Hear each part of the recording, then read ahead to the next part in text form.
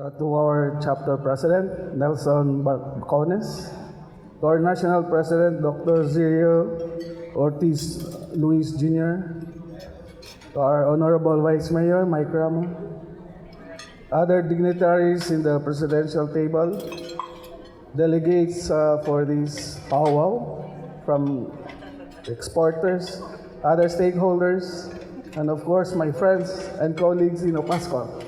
Ladies and gentlemen, good evening. Maayong gabi. Almost 50 years ago, the Generalized System of Preferences, or GSP, was instituted under the aegis of United Nations Conference on Trade and Development, or the UNCTAD, to help developing countries integrate into the world economy.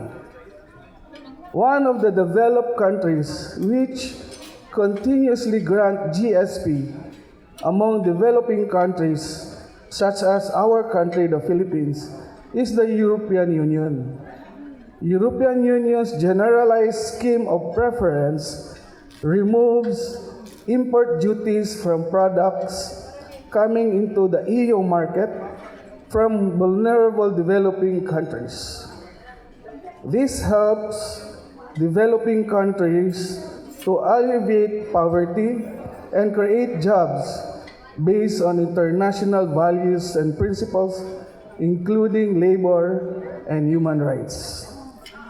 This has been also one of the reasons for the significant increase of Philippine exports to EU countries, which makes the European Union the Philippines' second largest export partner, that is according to statistics.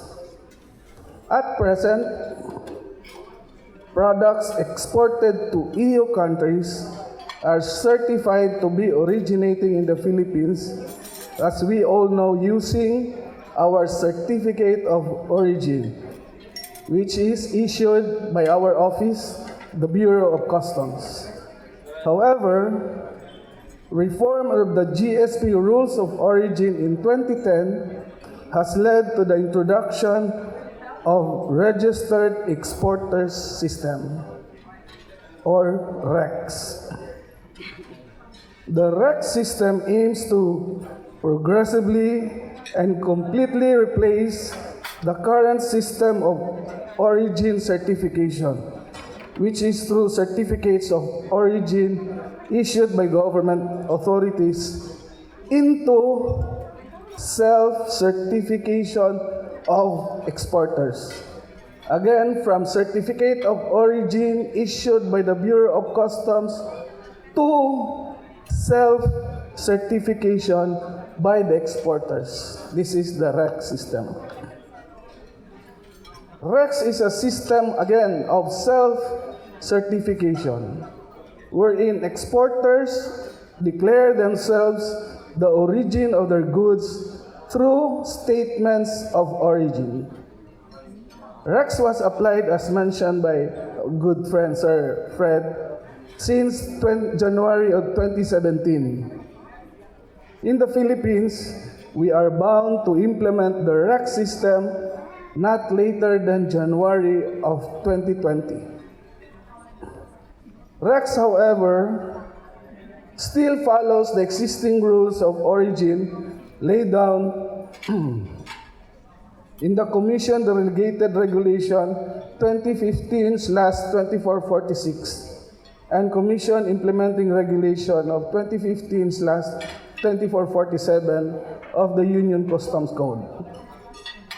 On the other hand, the Bureau of Customs is on the process of reviewing the Customs Memorandum Order for the implementation of REX.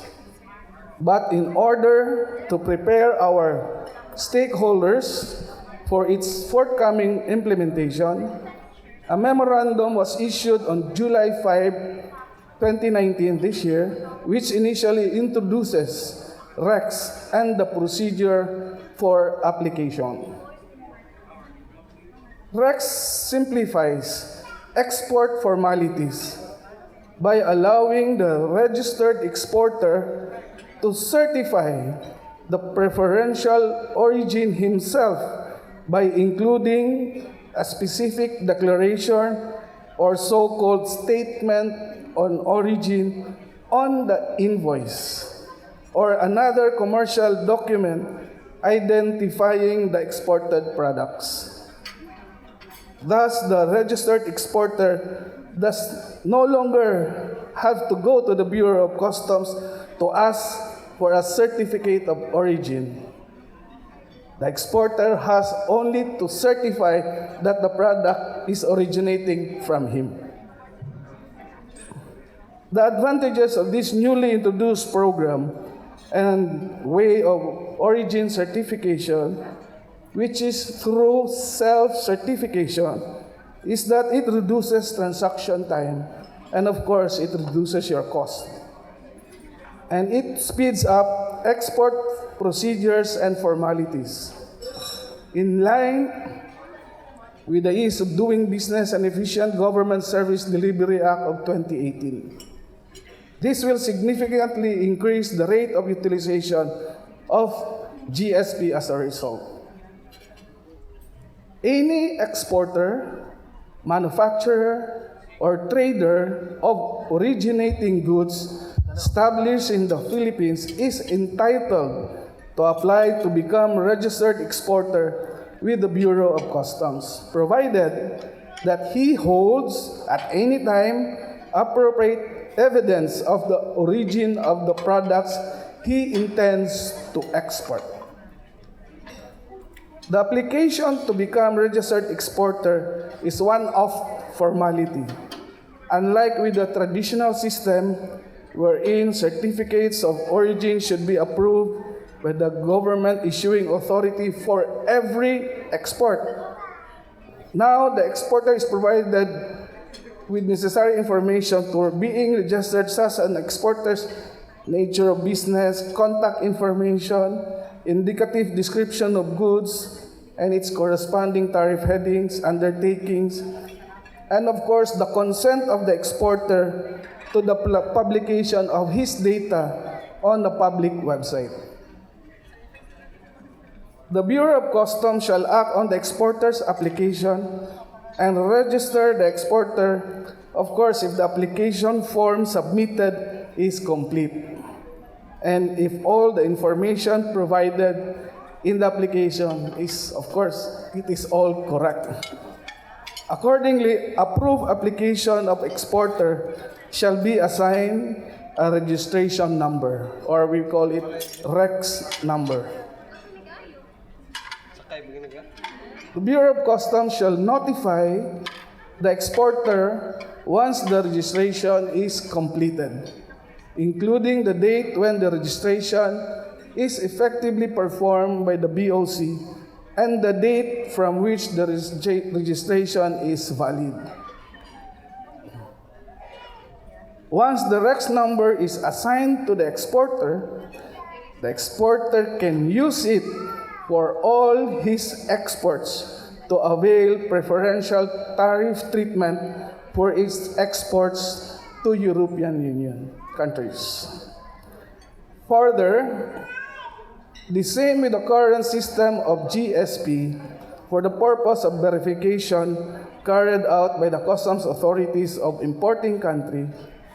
This is very important. The registered exporter under the REX system has the following responsibilities. First, to submit at any time at the request of the Bureau of Customs all appropriate documents proving the originating status of the products concerned, including its accounting and manufacturing process of the products. Second, to keep for at least 3 years of the statements of origin and supporting documents related to the statements on origin he has made out. Third,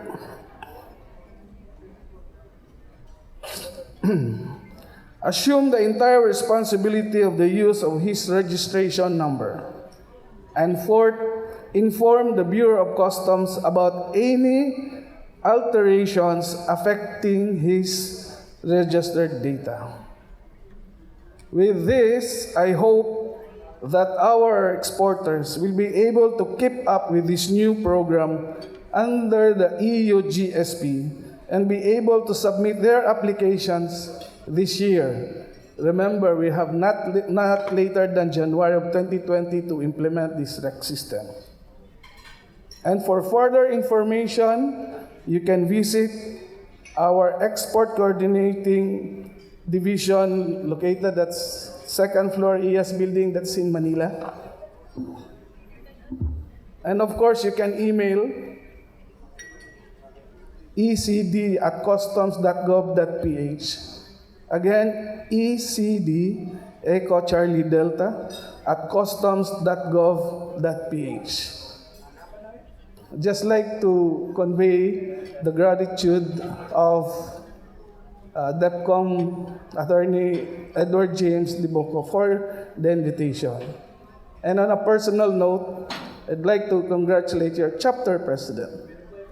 I was very impressed of the warm welcome of being just a representative. Good day, thank you, ug maayong gabi again.